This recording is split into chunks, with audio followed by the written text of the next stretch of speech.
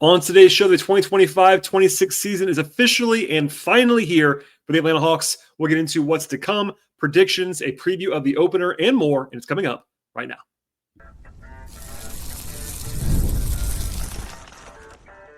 You are Locked On Hawks, your daily Atlanta Hawks podcast. Part of the Locked On Podcast Network. Your team every day. Hello, friends. Welcome to episode 2083 of the Locked On Hawks podcast. I am your host, Brad Rowland, coming to you deep into the night here on a Tuesday evening into Wednesday. In today's podcast, we'll be diving into all kinds of predictions and things when it comes to the 2025-26 season, which is officially here now for the Hawks as you're listening to this podcast on Wednesday. I also want to encourage you at the top of the show to make Locked On Hawks your first listen each and every day. Check us out. Subscribe to the show anywhere you get your podcasts. That includes Apple and Spotify. We're also on YouTube, so please like, comment, rate, review, subscribe, and tell your friends, importantly, about the podcast. And I appreciate you being here as always. It's been a busy week already on this show. I did a Dyson Daniels extension reaction show on Monday evening. Prior to that, I did a kind of deep dive into the moves over the weekend with Keaton Wallace, Caleb Houston, a bonus episode that was a longer, deeper dive with my friend Tyler Jones that dropped Tuesday evening in the feed. And now our fourth show of the week already by Wednesday morning. And by the way, wall-to-wall coverage all summer long of this podcast. So if you are new to the show or just returning for the new season, there's a full backlog all summer long of content, including like 16 episodes already in the month of October. So plenty to get to, and of course, plenty more to come on this pod. Later on, I'll be giving you my predictions for the season, kind of final things there, some random thoughts, some high stakes ones, some low stakes ones, award picks, FanDuel bets that I like. At the end of the podcast, a preview of the game on Wednesday between Atlanta and Toronto. But first, a bit of an addendum to some of the reporting from Tuesday on Dyson Daniels. So if you missed it again, I talked about Dyson in like 30 plus minutes on Monday evening about the extension, 4 years, $100 million for the Hawks and Dyson. I reported, though, on Tuesday afternoon, and I think I was actually the first person to have this publicly. And, I'm not always a Woj-style reporter, but I had a little bit of something here early. The Dyson's contract is actually going to be flat. It's going to be a flat $25 million per season over the 4 years of the deal. The most common structure of a deal like this is to start low and then have it raise each and every season, which I discussed on the show yesterday as the, again, projected and most common structure. But the Hawks, I think, apparently like these flat deals. Last year, the Hawks also used a very similar structure with Jalen Johnson. It was 5 years at $150, but it's $30 million a year flat around the deal. And actually, those deals now line up. Jalen and Dyson make exactly $55 million combined between them for the next 4 years beyond this one, and they are aligned time-wise. That also means that starting next season, Dyson will make $25 million a year. That means it'll be about 15% of the cap at the very beginning of the deal, which is still totally fine and a good deal, in my opinion. And then the final season projects to be only 13% of the cap, which it would have been like 14.5%, 15% by the end. So that's it's very kind of, for me, advantageous. I would say broadly, I like the structure for the Hawks. It keeps the money down at the end of the contract where there is more uncertainty that deep into the future when it comes to like what Ricochet might be making at that point in time, for example, Trae Young, Porzingis even potentially by then. It's a little bit more for the first 2 years, and then it's a little bit cheaper for the last 2 years of the deal. And for the first 2 years, the Hawks already know right now what Ricochet will be making, and it's still going to be pretty cheap for those first 2 seasons. Plus, they still have Okongwu locked in for pretty cheap at that point in time. Nikhil, same thing. And again, the big number is $55 million total for Dyson and Jalen. That looks fantastic. So overall, for me, a small win for the Hawks to have that structure rather than the actual kind of rising structure that you might expect. Also, some more reporting on the deal. No options at all. Not a surprise at all, but no player option at the end. No trade kicker. It's a fully guaranteed deal, a nice round number. And one more thing here. With this deal now locked in at $25 million for next season, the Hawks have $102.75 million in guaranteed salary for next season with 6 players on guaranteed deals. Dyson, Jalen, Ricochet, Alexander Walker, Okongwu, and Asa Newell are the 6 guys under guaranteed deals. Then you throw in the non-guarantees for like Moget, B. Krejci, and Folly Dante, etc. Then Trae Young's player option is on there. On top of that, Porzingis cap hole if there's there, but they're roughly like $95 to $100 million below the tax line for next year, and we'll see how they fill that out. But in the meantime, some more data, and I think for me, a good structure when it comes to Dyson and the Hawks moving forward. Now, a lot of this podcast will be me building in my projections and predictions for the season. I want to stress, I've been talking about the Hawks all summer long, so this is not my full encapsulation. I talked with a lot more nuance on a lot of different topics in the past when it comes to rotations. I did this full player capsule series with myself and Glenn Willis that we talked about every single player on the roster in like an hour-long fashion with all kinds of angles. Those are definitely there for more nuance. Today, some predictions on the record that I'm going to miss on. That's going to be what happens in this space. In fact, before I dive into those, I want to kind of go back. Actually, it was a fun exercise to go back and listen to last year's show on this same day, literally the start of the season. And it was a mixed bag. On the correct side, for example, I actually had Dyson Daniels second team all defense coming in last season, which was very, very bold at the time and not even bold enough still, which is kind of funny. I did say that Ricochet would start more games than Hunter. That actually happened. I thought it would be widely understood that Jalen would have been a max player if he hadn't signed early. That I think is pretty much true at this point in time. I had Dyson being third in minutes per game last year behind Trey and Jalen. That happened. People still would hate me for it now, but I had Capella being the guy who started the most games at center last year, which did happen. I had Trey leading the league in assists, which did happen. And I had the over on the Hawks win total, which was 36.5 last year. And I actually had them for 42 wins. They only won 40, but I was still right directionally on that one. I had some misses too. I had Quinn as a top 5 coach of the year. He didn't get into that realm. I thought they would trade either Nance or Capella by the deadline. That didn't happen either because of injuries. I thought Trey might make All-NBA last year. That didn't happen. And I actually really liked Bogey's 6th man of the year odds, which was basically no chance the entire time. So highs and lows for sure. And I will start off now by saying this will be a few different things, kind of team-wide, player-centric, awards, and then later on in the pod, I'll go through my FanDuel bets that I like, for instance, and then a preview of the actual game on Wednesday. But I won't make you wait for the team ones. Let's just start here with the big one, the prediction on the team this year. I'm going to go with 49-33 as my on-the-record projected record for the Hawks. That is over the FanDuel Sportsbook over-under win total, which is actually a win higher that I had with Nate Duncan a couple months ago on his podcast. But the number there at FanDuel, by the way, if you missed it, I did a show with Robbie Calland last week on this, but the number is 47.5 at FanDuel. I'm over that number for 3 kind of main reasons. Now, again, this is not the entire thing, but number one, I think the Hawks were like mid-40s win team of quality last year when Jalen was playing, and they would have won at least 2 or 3 more games if he had been playing all year long. Number 2, the majority of the roster is on the right side of the aging curve, and I'm projecting some natural improvement from young guys like Jalen, from Ricochet, even a Kongwu, for example. Even Dyson, while defensively he might get a little bit worse, offensively might be a little bit better, for example. And then, of course, they added 2 pretty clear, like top 100 players in the league for me. A top 50-ish guy in Porzingis and another one in Nikhil who are starting level players. And they clearly addressed their needs on both ends of the floor. Last year, they had a big-time shooting problem. And this year, they bring in Porzingis, Alexander Walker, and Kennard, all of whom can shoot.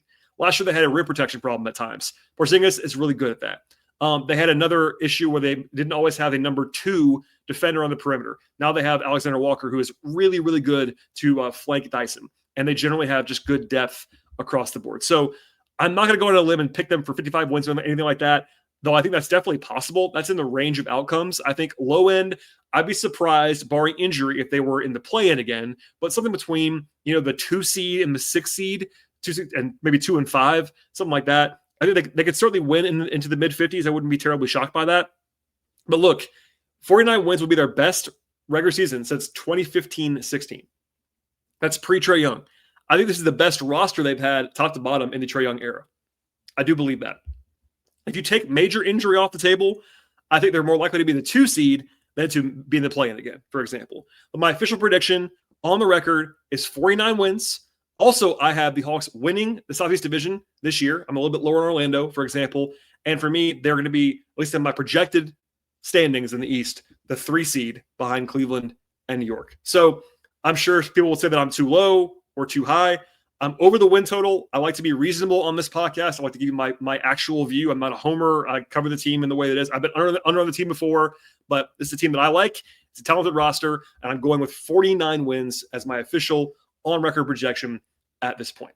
Now, I will have more predictions to come when it comes to player stuff, FanDuel bets, etc., and more, and it's coming up in just one moment. This episode is brought to you by PrizePicks. Every day we make decisions, but at PrizePicks, actually being right can get you actually paid as well. Don't miss the excitement of football season right now with PrizePicks, where it's good to be right. Playing at PrizePicks can be fun and simple, and it's really an awesome way to add more excitement to your football or basketball experience this year. You just pick more or less on player projections, just like Josh Allen's passing yards, or Saquon Barkley's rushing touchdowns, etc., and you're in the game. One thing I really love about PrizePicks is how quickly and easily you can navigate all the processes. You can actually make a lap in just a minute or less at PrizePicks, and it's very user-friendly. I enjoy using the stacks feature as well. The PrizePicks just add to the mix. If you want to rise with a player, you can select their passing yards, rushing yards, and touchdowns all in one lineup. It's also fun to check out all the other players on the app, copy your lineups with one click of the mouse as well. And they also have an injury reboot feature that you have to check out to be seen, to be believed. Honestly, if your player leaves early and doesn't return, it will not count against you at PrizePicks. Download the PrizePicks app today and use code LOCKEDONNBA. You get $50 in lineups after you play your first $5 lineup at PrizePicks. That is code LOCKEDONNBA for $50 in lineups after you play your first $5 lineup at PrizePicks. PrizePicks, it's good to be right.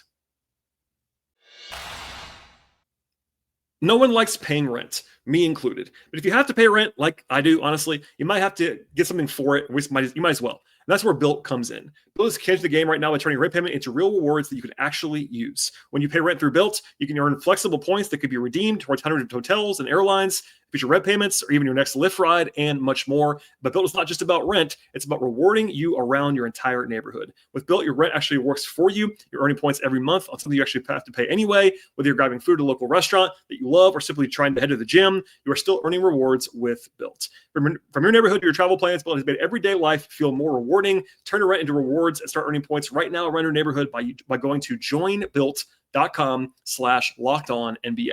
That's JOINBILT, joinbuilt.com/lockedonnba, and make sure to use that link so that they actually know that we sent you to them. One more time, it's joinbuilt.com/lockedonnba. All right, so I've given my official on-record prediction of 49 wins and now some other kind of scattered predictions that I will make on the record now in advance of the season, knowing that I'll miss some of these. For one, I have the Hawks getting 2 All-Stars this year. I would say the 3 main candidates are Trae Young, Jalen Johnson, and Porzingis. I think there's even a non-zero chance that Dyson could be an All-Star this year. That's a long shot, but certainly at least possible to me. But I would guess it's Trae and Jalen. But I want to at least say this out loud. Porzingis could average like 21 and 8 on a good team, and that would certainly be an all-star level player. So 3 is possible. I'm projecting 2. I think Trae will be an all-star and Jalen will be if I had to choose, but I think 2 is my projection on the record. Speaking of which, though, one more prediction here. I have Porzingis averaging 20 points per game. I think he's going to do that.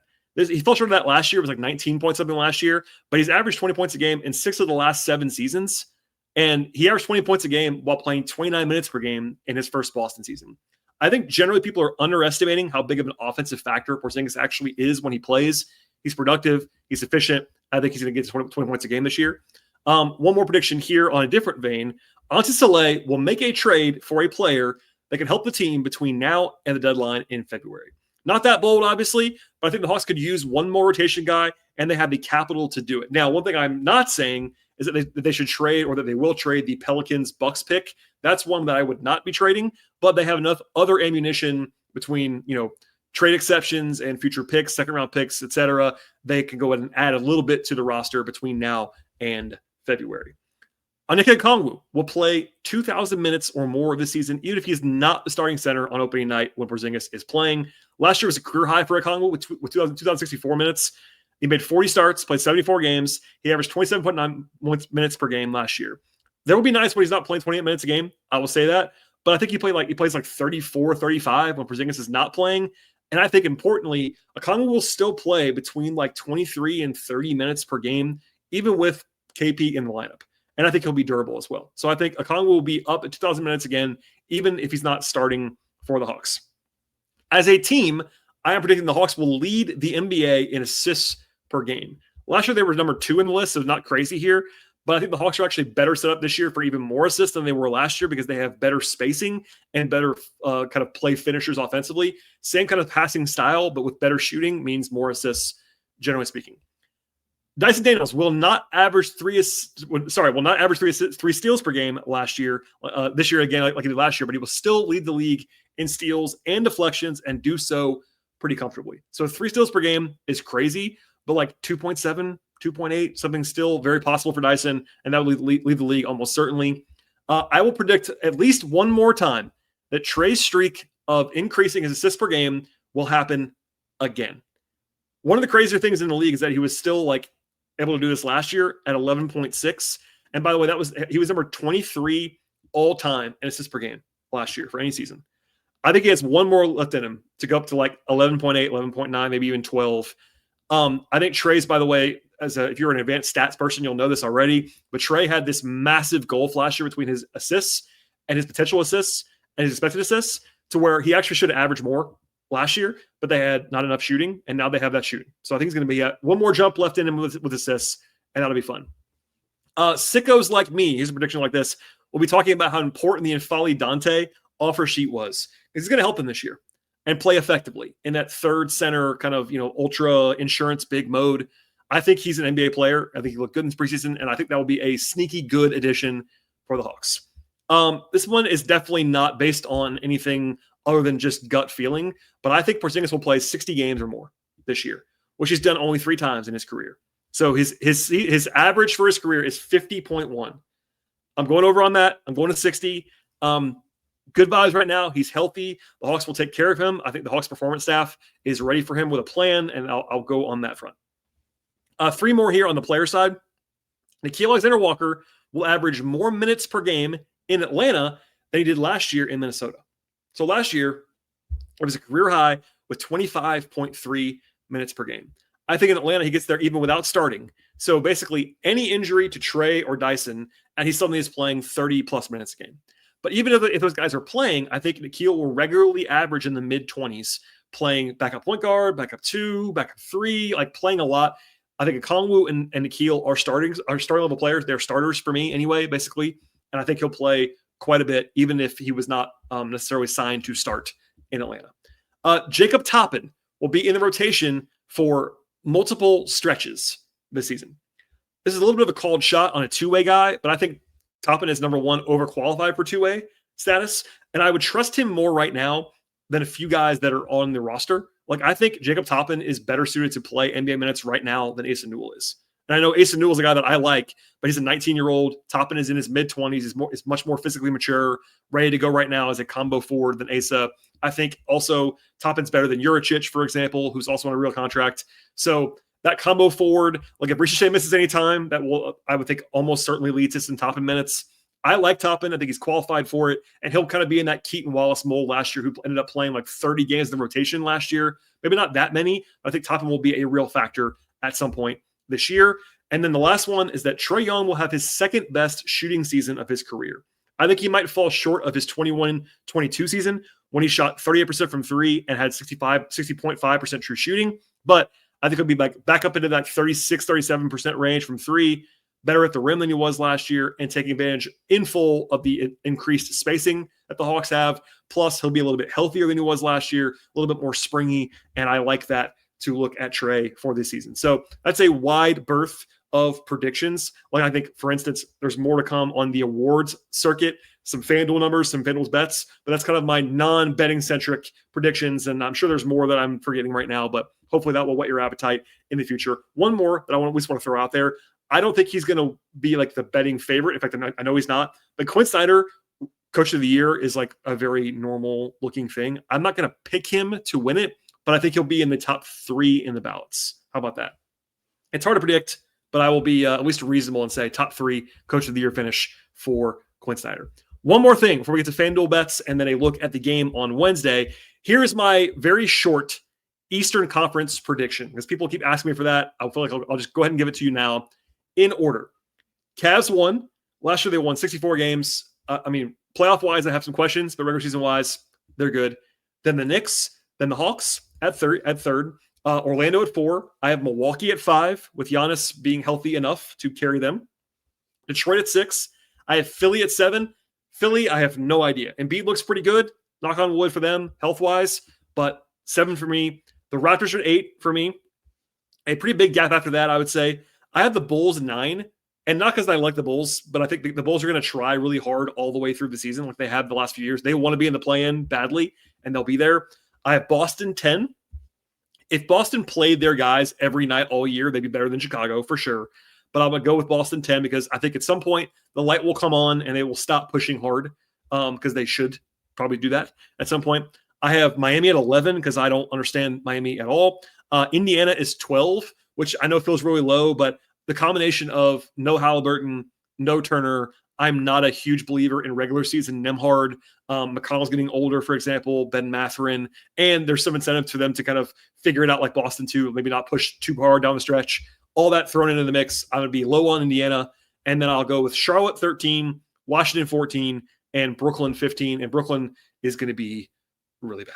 All right, that's quick, and again, everyone knows this, just to say this out loud, that will be wrong. These predictions, like, it's not fun to just go down the win totals. Like, the most natural and probably correct thing to do if you're trying to be right is just to go through the win totals and go 1 to 15. I didn't do that. Try to throw some curveballs in there, have the Hawks a little bit higher, Pacers a little bit lower, Boston a little bit lower, etc. But there you go. It's that time of year, and hopefully I'll get some of that stuff right between now and April. All right, more to come in a second when it comes to FanDuel bets and a preview of Hawks Raptors on Wednesday in just one moment.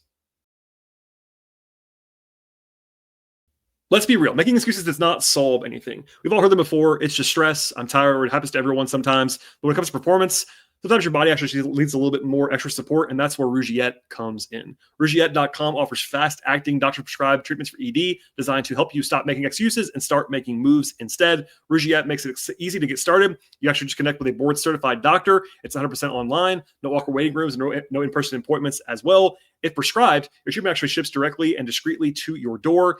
The process is fast, simple, and private. It's all handled by real doctors as well. It's about confidence, connection, and getting back to the moments that matter to you. Visit Rougiette, that's RUGIET.com/LockedOnNBA, and get 50% off your first order. That's Rougiette, that's RUGIET.com/LockedOnNBA. And don't forget to use that code. It's LockedOnNBA, so they actually know that we sent you to them. Rougiette, stop making excuses and start making moves.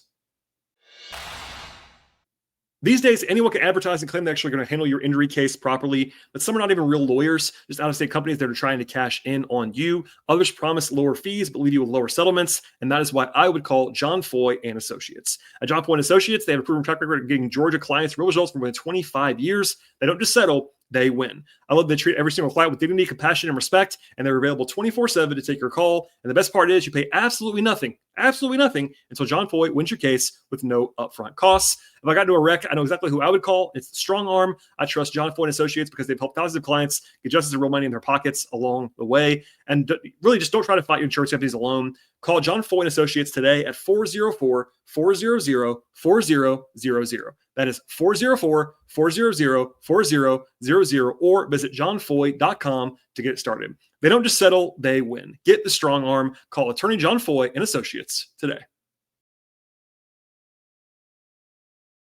All right, and a quick look now at our friends at FanDuel Sportsbook. FanDuel is an awesome partner and sponsor of this show. We use their lines to inform the coverage of the Hawks, honestly, in the entire NBA. It's not always gospel, but I find the betting market to be extremely accurate compared to a lot of projection models about what's going to happen in the league. It could kind of inform you. If you're not interested in betting at all, it's very, very interesting to inform your basketball analysis. Anyway, I mentioned with Robbie on the show last week, the over-under is 47.5. Not a crazy number. I think it's like very respectful of the Hawks, given that they won 40 last year. I still lean over, and I picked the over at 49 wins, but there you go. That's a top-line number. I did love the Hawks last year in the NBA Cup and share that on the podcast, and ended up being pretty right about that, given that they won the group and made the semifinals. This year, they're priced a lot better. I would say it's not quite as lopsided. They are the team with the second best odds to win the group at plus 190 behind Cleveland.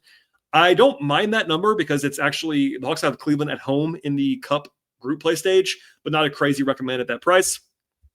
Trey is minus 180 as a favorite to lead the league in assists. That's a crazy level of respect for Trey that I think is correct. Honestly, I wouldn't bet that because it's the right number, but he's the favorite for a reason. He's going to do it again, in my opinion, but I wouldn't necessarily be ready to bet that. Same with Dyson. Dyson's minus 130 to lead the league in steals. It's not every day that you see like teammates favored to win, like outright favor, like with minus signs to win two categories, but that's both earned. As a reminder, Dyson had the largest gap in steals in NBA history between number one and number two last year. I think there's some regression coming there for Dyson, but still he should be the favorite. And I think he's going to lead the league in steals again. Porzingis is plus 110 to score 20 points or more on average this year. That's a good bet, I think. Jalen is plus 200 to do that. I love that one and would bet both of them, but I like Jalen even more. And how about this? Kind of a derivative, but FanDuel has this. Jalen is plus 800 to average 22 points a game or more. I love that. He shouldn't be favored to do that, obviously. Plus 800 is still a long shot, but that's a good price. I think that should be like plus 400, and it's plus 800. So that's a good value. One of my favorites on the whole board. Jalen to average 22 points a game, plus 800. I love that one if I am a FanDuel observer. Award stuff. Trey is 200 to 1 to win MVP. I know he probably won't win, but I do think that's a decent value. Like he should probably be like 100 to 1, and he's 200 to 1. So there is a path. I always say this about Trey, but you have to have the ability to put up counting stats to win MVP, and Trey can do that. Trey could average 27 and 12 this year. And if he does that and the Hawks win 55 games, he could be right there. I don't think he's necessarily going to be someone that wins it, but not a crazy price on him.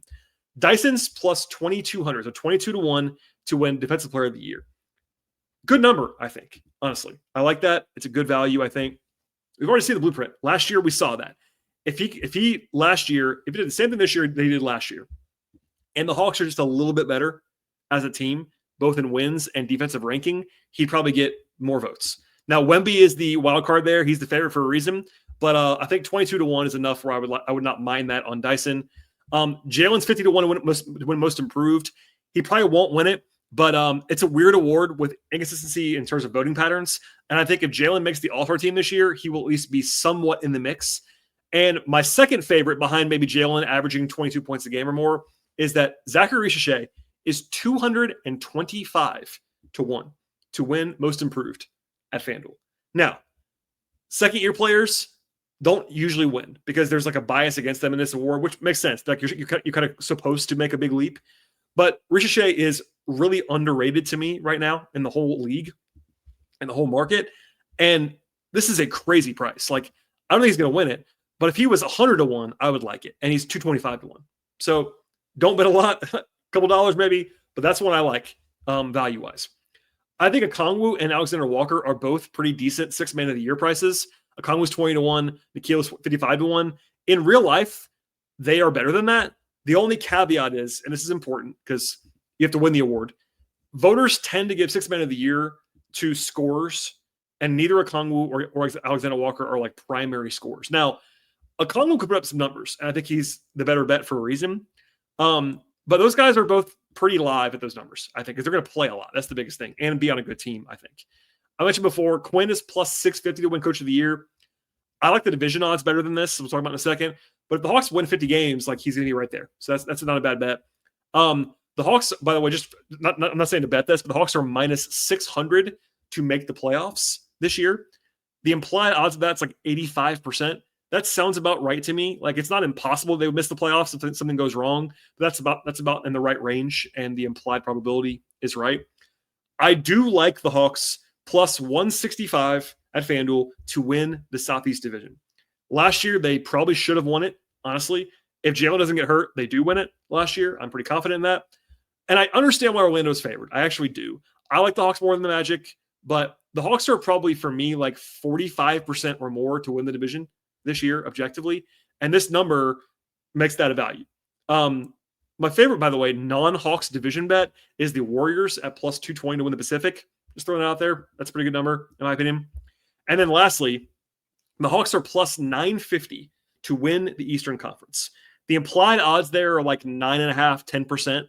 That seems like right to me, like not a huge value, but it does kind of serve as a reminder. I mentioned this with Tyler on the show earlier today on the bonus episode, but the Hawks having like a 10% chance to win the East is like a real thing that I believe in. Like, I think if it was a little bit higher than this, I would like it as a bet. Like, but for me, without loving Cleveland as a playoff team or New York as a playoff team, like the Hawks are really live. If they can get to the playoffs healthy and looking like I think they will this year, that's a not crazy bet. If you are just trying to be invested for the long haul beyond just your fandom investment, that's a pretty good value, I think, on the Hawks. Nothing crazy, but reasonable.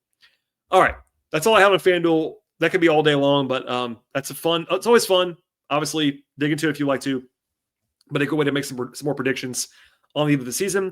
And now into the nitty gritty, because it is time for a basketball game. I won't always do game previews on the show because occasionally the shows don't line up that way, but it's the opener. So a little bit of a 5-minute game preview at the end of the podcast. The Hawks, of course, if you don't know this, are hosting the Toronto Raptors on Wednesday. It's a 7:30 game in Atlanta. This is not only about the opener, but people have asked me what the rotation is going to be. I mentioned earlier, but I went back and listened to last year's episode before the season, and a lot of that was about the rotation. This year, there was less uncertainty than last year, I would say. Last year, there were more injury concerns, less defined roles. Basically, we didn't know what Quinn was going to do with the starters, that kind of stuff. This year, it's more set, but there's still some uncertainty. So some questions I got on this, I'll just answer this a little bit now. I think it'll be Trey, Dyson, Reese Shea, Jalen, and Porzingis to start, if I had to guess. That was the unit they used in the preseason, and I'm assuming that'll be the case now. Not a guaranteed lock, but certainly my expectation. Then you have the two guys who are the starting level players who are not starting, Alexander Walker and Okongwu. And then you have Kennard as the clear 8th guy. He'll play every game, I think. That's top 8. The uncertainty begins there. So I entered training camp thinking Mo Gay and Vit Krejci would be 9 and 10 in some order. But then in the preseason, Mo barely played, and Vit was not particularly good and didn't play that much. So I don't really know what's going to happen there. There are 3 guys that I think could realistically play real minutes on Wednesday beyond those top 10 guys. And this is in no order. I think it would not shock me to see Keaton Wallace. I wouldn't necessarily love that, but it wouldn't shock me.